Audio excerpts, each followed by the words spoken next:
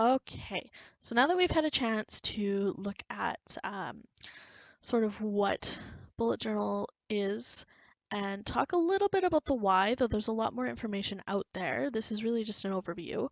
We are going to get into the actual nitty-gritty. How does bullet journaling work? So the methodology is actually made up of four main concepts, and we're going to touch briefly on all of them. So there's indexing, collections, rapid logging, and migration.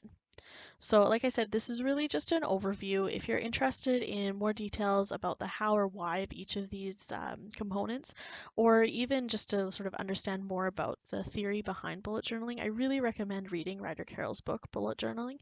And there'll be a few other resources that we will link to that are in our collection as well. So let's get started with the index. How many of you have written something down in a notebook or on a post-it only to never see it again? The index is what allows you to find things later in your bullet journal. It helps them from getting lost.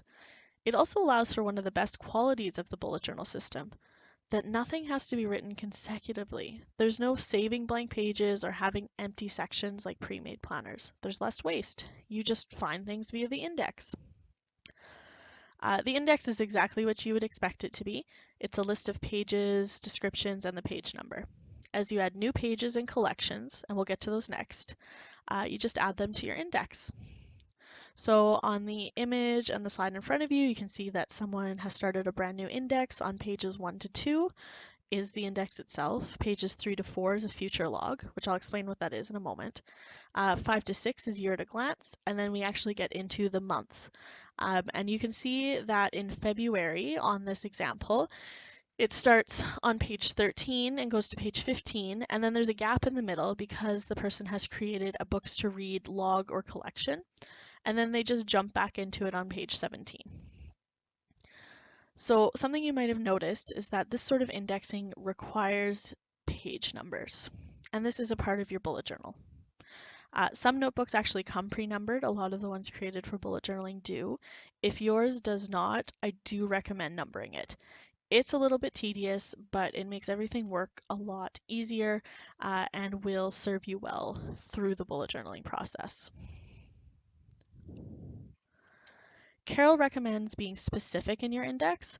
Too general and it won't help you find what you're looking for. So instead of just writing library class for today's notes, you would write bullet journaling 101 notes. So you know exactly, it wasn't an event that happened, you know that these are the notes from the class. Now, there are ways to customize and add variations to your index. Ribbon bookmarks, is if they're a part of your notebook, or ribbons that you've added can be a quick way to reference or flip to things that you reference often.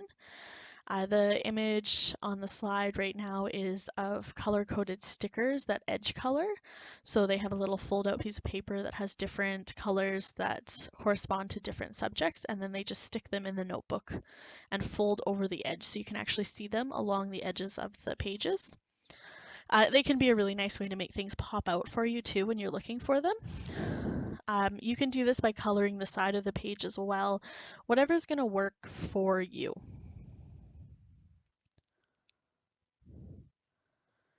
So the bullet journal is a modular system, like Lego, and the individual Lego blocks themselves in bullet journaling are actually called collections. Every entry in a bullet journal is by definition a collection, regardless of what it looks like. So Carol uses the term collection because the idea is that each entry organizes and collects information, therefore collection. So I mentioned collections earlier when I was talking about books to read. So books to read can be a type of collection. Ultimately, what collections you include in your bullet journal is entirely up to you, but there are four main ones that are the core of the bullet journal method and the ones that Ryder Carroll recommends using. We've already learned about the first one, which is the index, but there are three others: the daily log, the monthly log, and the future log. And we're going to go into each one for a little bit.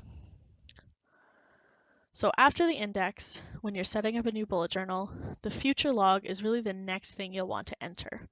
It captures everything that will happen in the future months. So appointments, events, birthdays, things like that. It can include space for future events that are not time sensitive as well. So if there is a task that you want to get to and you know you want to do it sometime in the next 6 months, but you don't really know when, this can be a good place to capture it. Uh, it's basically everything that's not happening the current month. So if you are taking this class in March, everything that happens from April onward would be captured in your future log. You can create the layout that makes the most sense to you.